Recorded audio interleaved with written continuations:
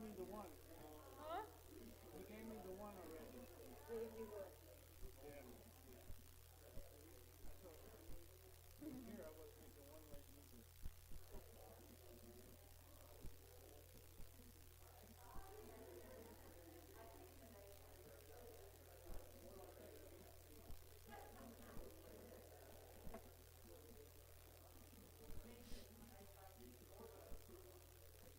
Yeah. That means go. Go for it. Oh, he said wait. No, I mean stop.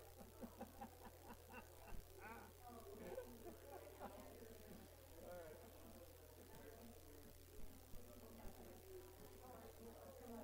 Good? Not yet. Words work better. You know, that one was premature. It was. Let's do more of that too. Now.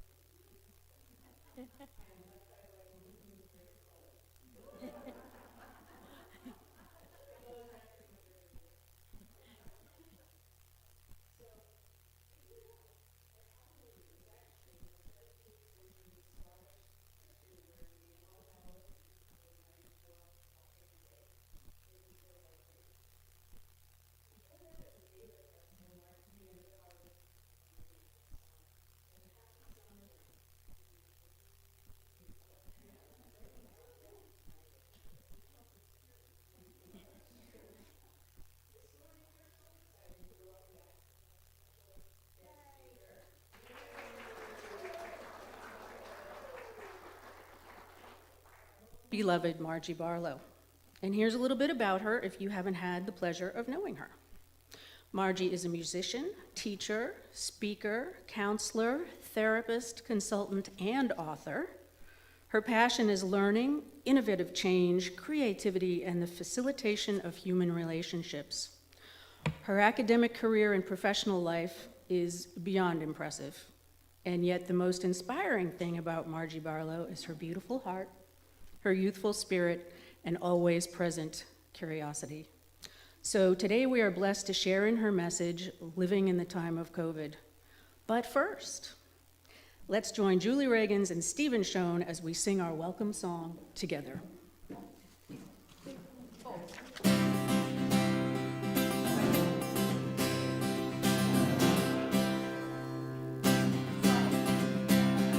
Take a look at the person next to you.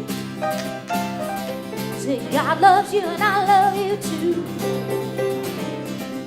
Feel the love in the sanctuary. Lift your heart and repeat after me. We come together. We come together. We come together. In the name of love, we come together. We come together. We come together. In the name of love. Take a look at the person next to you. Say, I love them for guiding you. Feel the love in the sanctuary. Lift your voice and repeat after me. We come together. We come together. We come together. In the name of love. We come together, come together, come together, in the name of love. From every walk of life, every creed and color, in kinship we unite. Oh, in honor of the God in each other. Look at the person next to you. Sing namaste out loud to you. Feel the love in the sanctuary. Lift your voice and repeat after me. We come together. We come together. We come together.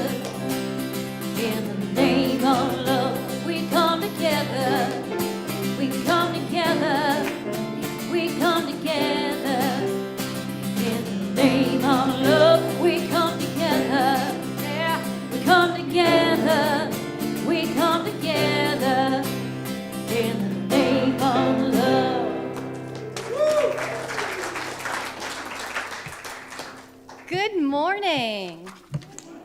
Happy Halloween. I think I got the wrong email about costumes at the service today. That's okay. So everyone, please join me as we affirm our faith, a statement of faith together. There is only one presence, one power, active in the universe, and in my life, God the good, omnipotent. And now let us unite our spirits as we hold this vision for our church. We are an open-hearted spiritual community, powerfully transforming our world by honoring the sacred in all. And we practice this mission. Inspired by our shared spiritual awakening, we offer practical teachings that empower healthy, abundant, and meaningful living. Ernest Holmes said, "The veil is thin between. We do mingle with the hosts of heaven." Today's reading is from the Science of Mind's Guide for Spiritual Living, entitled Unveiling the Mysteries, from the Voice Celestial, 1960, page 3. The Farer. But who is there to prove and justify a faith toward which I lean without a hope? Creeds, dogmas, candlesticks, and sandalwood, gold, ivory, and marble-chiseled walls, all these are still of earth, while I have need of the unearthly, if such there be. I must find the real behind the things that seem, but where, oh, where to look, and what to do? I know that poets, seers, and those they call the avatars, embodiments of God, declare they know by other means that there exists another world beyond. They say it was revealed to them or to another who stood behind another whom they knew. The mystery, they say, has been unsealed onto a chosen few. But I would like to know what I myself can know. I crave to know the meaning of great words. I ask that life may be defined, and what is love? Perchance I too can grasp a key that opens up the door and for myself unveil the mysteries. Or I may hear a voice beyond earth's hearing, or see a presence which shall then reveal to me. I know in part the sayings of old faiths, religions great and small, and creeds and creeds and creeds. I shudder here. Within my lonely room, complex and dread, how often they affirm damnation to each, to each. From them, no answer comes to me unless a something stirs within me, and I hear a voice from out the void, if such there be. And the affirmation is, I know that new doorways are opened, that new opportunities for self-expression are now presenting themselves. And now, with our gathering prayer, my husband, Michael Finn. She is a witchy woman, huh? Hello, and good morning. Let's take this moment to close our eyes, to bow our heads if you wish. And I'd like you and invite you to take a deep breath from the very base of yourself and fill your belly up all the way to the top of your scalp. And release and relax. And I want you to think of a moment where you grappled and fought with your mind, thinking, I'll never get out of this situation. And I want you to look at that moment, and I want you to laugh. I want you to laugh at it and realize that you're here now, and you're perfectly perfect in your presence in this moment. Jesus said, my burden is light. Rumi reminded us, out beyond idea of wrongdoings and right doing, there is a field, and I will meet you there. When the soul lies down on that grass, the world is too full to talk about. And despite his toil, Job never cursed God. Being spiritual beings on a physical plane, we sometimes focus too much on the physical. It's easier to rely on what we can see, smell, hear, and touch. It's easier to be weighed down by perceived ailments, our past, and the sad stories that we can get tangled up in than it is to firmly embrace the fact that we are the creators of our present and our future. Or at least that's what we tell ourselves. Being human can be heavy, but our faith, the power that resides in our spirit, is light as a feather. On this day and all days, let us remember the ethereal light in which we were created. Let us remember the energy that we are can never be destroyed. And let us remember that God is all around us, and no matter what we might face, we have the strength, the resolve, and the grace to walk through it and transcend. And so it is.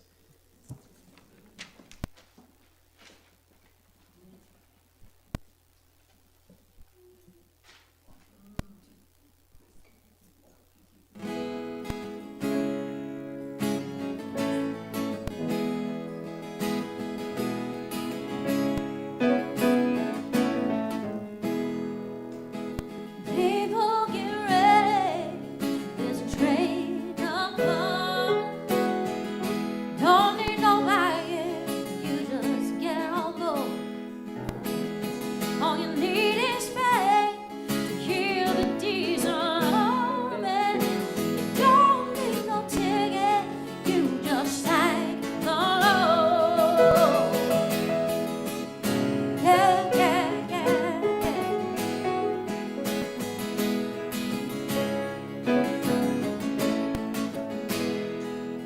Now people get ready for the train to join, picking up passengers from coast to coast. Faith is the key, open the door for them. There's no fault for all, for the love and Lord, yeah.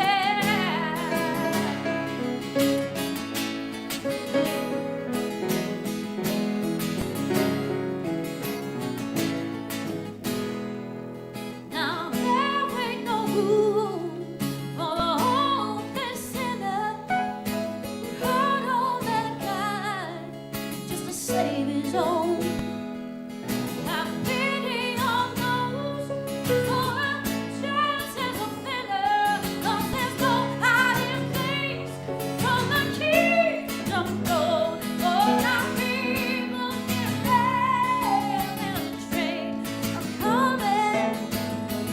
Don't need nobody, you just get on board. All you need is faith to hear these humming.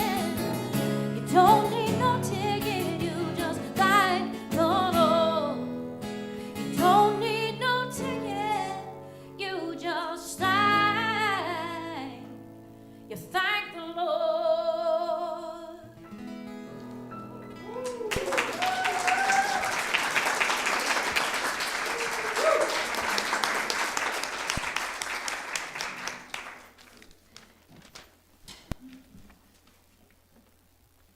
Good morning. I loved Get Ready. That was perfect. Oh my. Here we are. Dear, dear friends. Oh, it's so good to be with you. Some friends I haven't yet met. Well, we've been through something, haven't we? Do you remember back when they canceled South by Southwest? And I thought something big must be happening. First time in 23 years that has been canceled. And it's like we're in the coming out of the bubonic plague, hopeful for a renaissance. So get ready. Good times to come. Breakdown precedes breakthrough. You don't get resurrection without crucifixion. And so perhaps your last year and a half plus has prepared you for this day. I decided that I would share with you my principles of health because I've had so many calls, not that many, but a few, from people who have gained weight because they binge on food or other things, blackouts from alcoholic consumption. One or two, poor man didn't know what he had done that night, and he was worried about it. So this has affected us deeply. And I first want to say thank you, though, to Reverend Jill, Reverend Kit, to Chip Slade and the board, and to Leah and all those people who work behind the scenes. You've kept this going. I can't even imagine what it has taken. Thank you. Yes. And we've learned. We've learned that we can communicate. And we've learned how to do Zoom meetings. And a lot of people don't even dress from the bottom down, from the waist down. Because yeah. So the World Wide Web is a phenomenon that I watched come in, and we are hooked up, aren't we now, on the planet Earth? So perhaps we are ready to reset the button of history. And who knows what will come out of this. I'm optimistic. I prefer that. I also prefer to be curious rather than certain. So let's see what happens. So the stress and the management of stress and changes in work and brought me to want to share with you my M&Ms of health, which I shamelessly took 6 of the principles from Norman Cousins. You're too young to remember him. But he wrote The Anatomy of an Illness, and he laughed his way to health. He was near death of a cancer-like illness, collagen's disease. And he had been studying positive mental attitude and laughter. And he and his doctor, who one of them was the dean of the School of Medicine, decided to check him out of his his hospital bed, into a clean hotel room. Hospitals not being conducive to laughter, or even possibly not conducive to health in some ways, because they wake you up to give you a sleeping pill.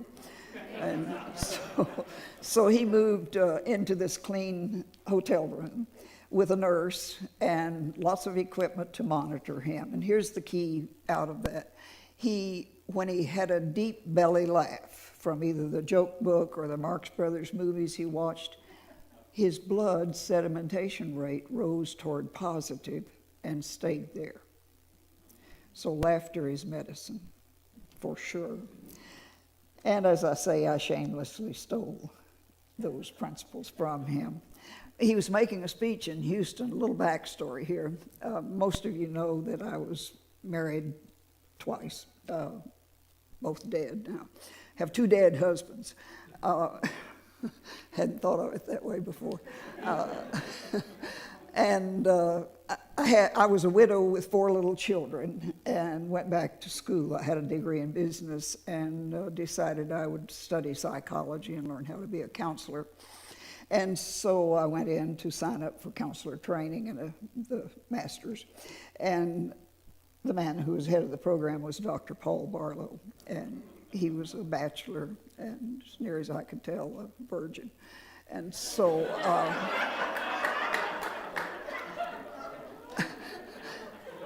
So I got the husband and the degree about the same time. Now, 6 years into our marriage, we had a late-in-life child. I was 41, he was 43. And we were so thrilled. It was like she was born into a family of 4 aunts and uncles and 2 grandparents. And he so excitedly honored her birth and loved being there at the beginning, which he had wished to do with the other 4. But he was marking that by setting his watch to chime every night at 9:43. His chime went off to celebrate the time of Cynthia's birth. And the children gave him a watch for his birthday, which played There's No Place Like Nebraska. Okay, so he goes to Houston to hear Norman Cousins speak on principles of health and laughter and medicine. And Norman Cousins was the last speaker of the day, and you already got it. The watch went off in the middle of the speech at 9:43, playing loudly, There's No Place Like Nebraska. I heard it on the tape when Paul brought it back. And Norman Cousins said, some doctor is being paged. That was the days when we had pagers. So here they are, the principles of health. Your mouth is the first one. what you eat, drink, take, prescription or otherwise, smoke or say has something to do with your health. I included what you say because your words indicate your mood and they indicate your feelings, and that's indicative of how you think and what you believe. And so that's kind of self-explanatory. I don't need to go further with that. Watch what you eat. Watch what you put in your mouth. Watch what comes out of your mouth. Then the principle of movement, that's fairly self-explanatory. If you don't move it, you lose it. And so you do want to keep some kind of exercise going, which is really hard for me. Actually, the COVID-19 quarantine has reminded me of my childhood on the farm where we didn't have anything to do. No electricity, no plumbing, no, it was a bleak existence. We didn't go out to eat, ever. And so it's very much the same. So the mouth and the movement have to do with your body. Take care of it. Then there's the mind, and that's where you need meditation, and you need mentors, I think. Meditation, many forms. You can combine it with the movement of the body, with Jan McGowan's yoga. And you meditate and you move all at the same time. So meditation quiets the mind, brings you back to center. You may lose your equilibrium, but meditation will help you find your way. You won't lose your way. So that's the mind, meditation, and mentors. I used to say everybody needed counseling, but instead I think you need to learn and continue lifelong learning. And so a good mentor will help. Athena, the goddess of crafts and wisdom, was the mentor for Odysseus when he was on his voyages. And there was also a Greek mythological character named Mentor. So think in your mind right now, who has mentored you in your life? Who has helped you learn? And who have you mentored? And who could you now mentor and help learn? A good teacher is so valuable. Paul Barlow I considered my best teacher. I still talk to him a lot. And Don Clifton, the late CEO of Gallup, was a great mentor. He taught me strength psychology. And then Jean Houston, my favorite teacher of all time. She teaches with participatory theater. You get up and do things with her. So we danced our way to everything in her. And we took the Greek myths and the other good stories like Isis and Osiris and began to learn through that kind of mentoring. So that's important for you and for your mind. Then your spirit, mission, mirth, and music. Music is my addition. Mission. Who are you? What could you be if you found your mission? If you have not discovered what your purpose in life is, see me. I'll help you. Actually, the north node of the moon on your astrological chart will give you a pretty good revelation of what your purpose is.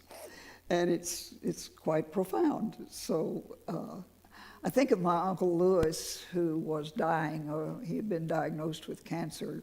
And I don't know why, but his doctor gave him 6 months to live. Why would he think he knew that? And so we were grieving the loss of our beloved uncle. And his wife was diagnosed with Alzheimer's. He rallied and stayed alive and took care of her faithfully for 6 more years. Now, the most interesting thing is she died around Thanksgiving in November, and he died the following March. It was like his mission was complete. And the Air Force did a study back when I was learning these things. They studied all the branches of the service and found that people who retired early, like in their 40s, if they didn't have a reason for living, something to work at or something to go to learn, some kind of mission, they died or at least got sick. So mission keeps you alive. It's very important. Mirth I've already covered, except I think it indicates joy, and I believe joy to be your birthright. And if you remember my lifelong compass of joy in the southeast, southwest, east, west, I can't remember. Doesn't matter. You show up. That's the joy of being alive.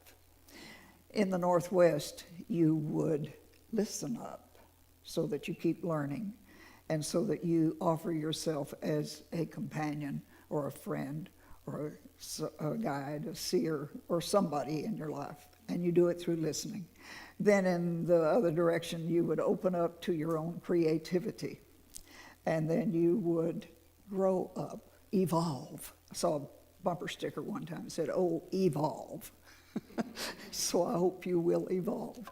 And then go to the West, and you would laugh and lighten up.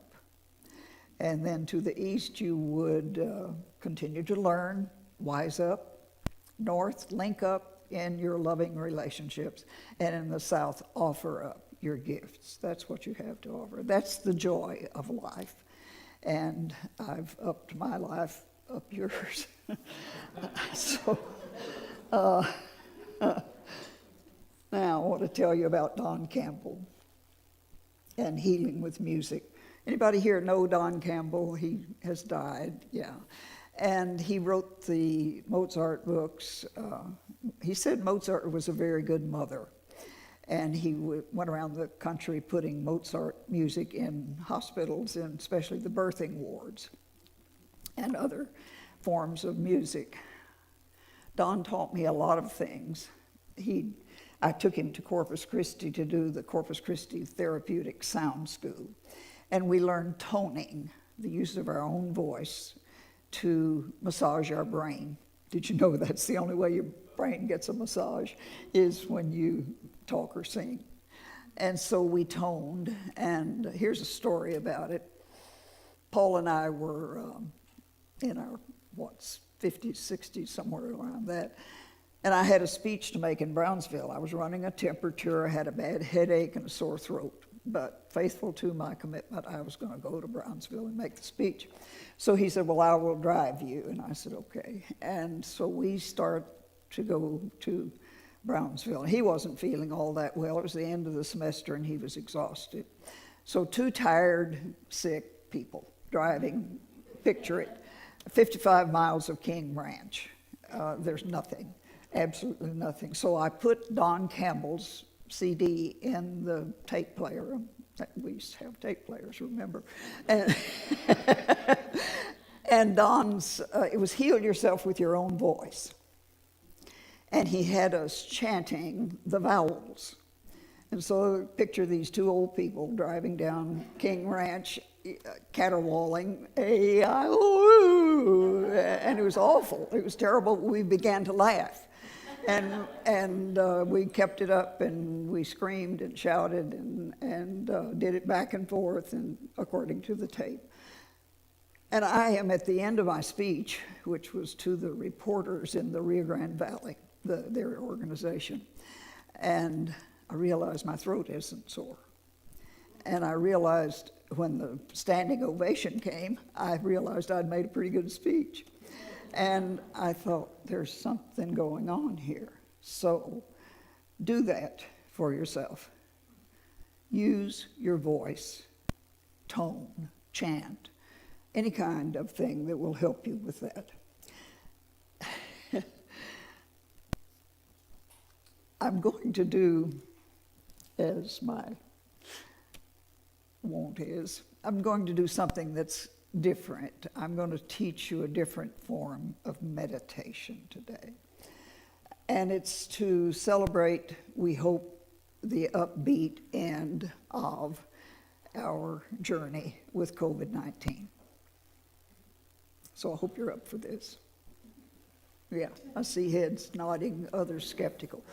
I call it chaotic meditation. And it has 5 phases. They about 20 seconds each. Phase number 1 is we are going to breathe. Phase number 2 is we're going to shake. I'll help you. I'll teach you how. And then we're going to stomp and roar. I call it roar shock. And then we are going to be silent with our eyes closed. And then we're going to do a thing I call the Mount Sinai reunion.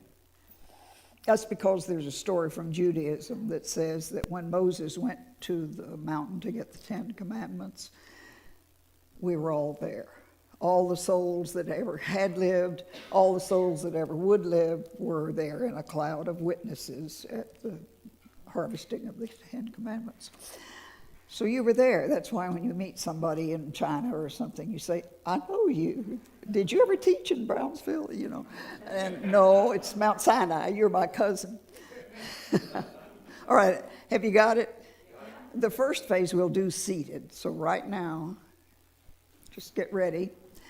And what I'd like you to do is take in a good deep breath, and as you exhale, just hum. So ready?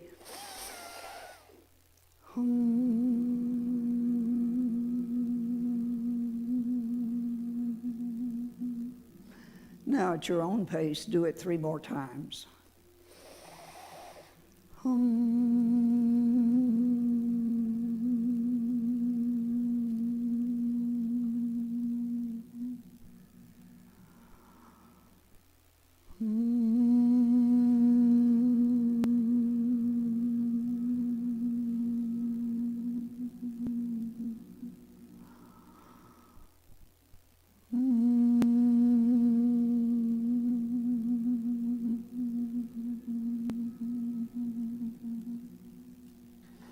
One more.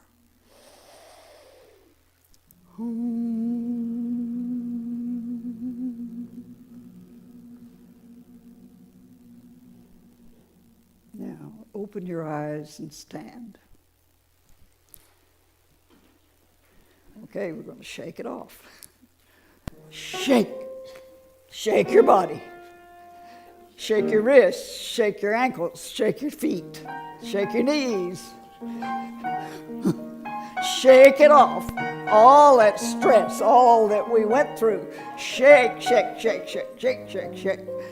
Shake your gallbladder if you have one. Shake your liver. Shake, shake, shake, shake, shake, shake, shake, shake, shake, shake, shake. It's gone. Leave it, leave it. Now we're getting ready to stomp and roar. Stomp and roar. Roar.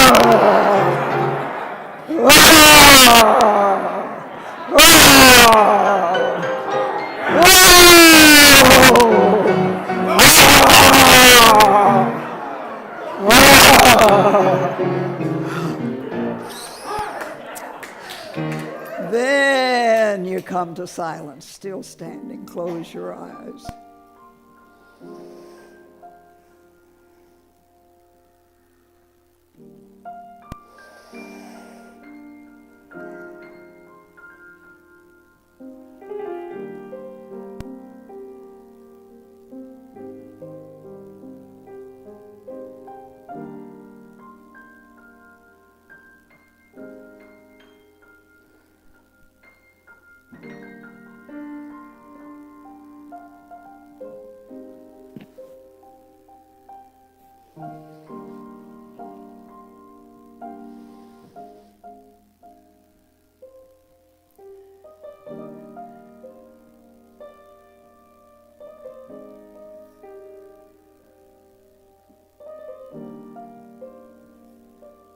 And gently open your eyes.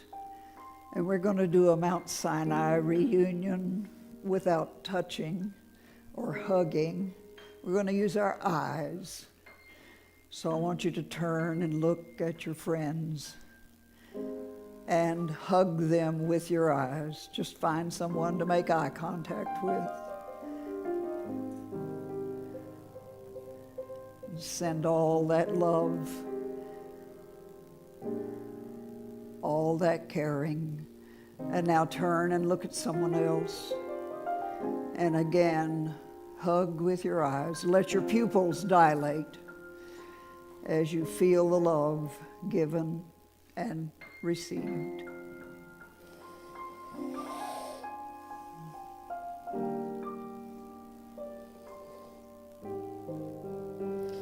And look again at someone else. Find another pair of eyes and send the message: you are immortal in your mind, your spirit, your essence. And one more person, seek them out to have this reunion, touching through seeing, letting your eyes send the love. And come back to center.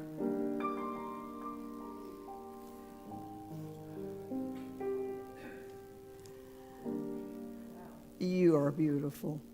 What a beautiful, I just feel it up here. I can feel it. Thank you all so much. My pleasure to do this. Bless you. Thank you.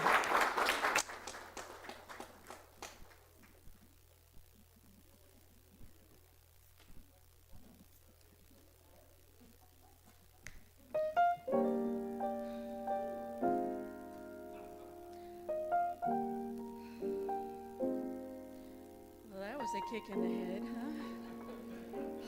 Thank you, Margie. That was amazing. And now, with grateful hearts, let us practice our prosperity consciousness as we circulate our good. Unity of Wimberley is a tithing church that spreads the prosperity we receive as an affirmation of oneness with the divine flow. We thank you for the gifts you've sent already and affirm the gifts you are sending now. We know that Spirit is working through us to supply all that is needed for our community and beyond. Let's take a moment to bring this truth into our hearts as we prepare our offerings and our ushers come forward. And our ushers come forward. Maybe.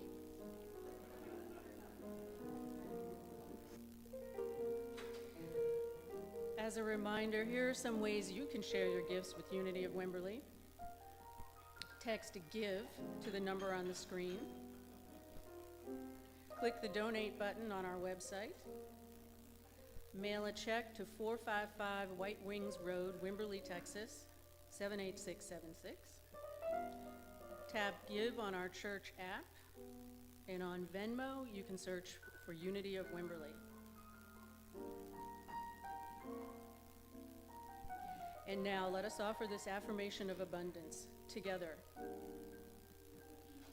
Divine love as me blesses and multiplies all that I am, all that I have, all that I give, and all that I receive.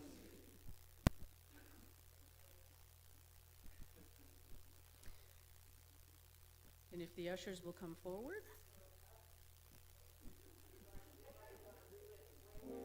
Wait a minute, what?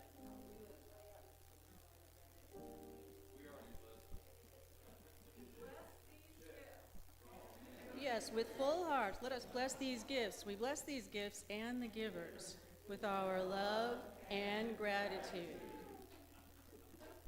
See, we have a script, it just ain't working. Oh boy, when the amateurs come in, everything goes to heck.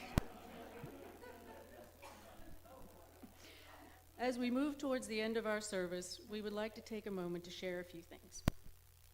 A reminder, if you would like to apply to serve on the Unity of Wimberley board, yes, please, because we need you. Please email nominations@unityofwimberley.com for an application packet. We have 3 open seats to be filled, and the application deadline is Sunday, November 21st. calling all volunteers. As we begin to return to in-person church and community events, we need your volunteer spirit. We have a lot of places to fill, and here are just a few of the opportunities. We currently have vacancies for paid staff in our youth and family ministries department. We need volunteer help with hospitality and groundskeeping. We're looking for someone to serve as our wildlife manager.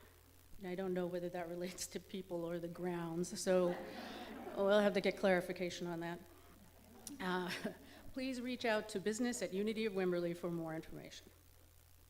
Join us next Sunday, November 7th, as we welcome back Reverend Jill and her talk on the order of all things. So for November, let's practice conscious gratitude as we write each day in the Start with Gratitude journal. Each Wednesday, we'll check in for a short Zoom meeting from 6:30 to 7 for those who wish to share their gratitude. So please get in touch with Leah if you need a copy of that. And we have several here at the church, or you can always order one on Amazon. Beginning next Sunday, the 7th, Unity of Wimberley will no longer require vaccination documents or a negative test result. We do ask that you mask, and Youth and Family Ministries will still be meeting on Zoom for a little while. Please tune into Facebook Live every Tuesday and Thursday at 1 p.m. as Rev Jill and Rev Kit share readings, meditations, and affirmations. And you can drop off your Feed My People donations in the front foyer, or you can send monetary donations directly to Crisis Bread Basket at P.O. Box 1721, Wimberley 78676. Please email your questions, concerns, or prayer requests to both Reverend Jill and Reverend Kit at minister@unityofwimberley.com and asl@unityofwimberley.com. You can also email Leah if you would like to schedule a time to meet with Reverend Jill in person. Just contact Leah at business@unityofwimberley.com, and Jill her doors are open and she is so happy to see you. So just get that on the calendar. Also a reminder, our chaplain, Michael Finn, is available to pray with you after the service. You can fill out a blue prayer request sheet for the prayer box and a yellow gratitude sheet for our gratitude jar. Both are located at the buffet in the fireside room. And if this is your first visit with us, or if your contact information has changed, please consider filling out a blue card on the visitor's table in the front foyer that we may connect or reconnect with you. And now, please join me in our prayer of protection together. The light of God surrounds us. The love of God enfolds us. The power of God is over us. Wherever we are, God is, and all is well.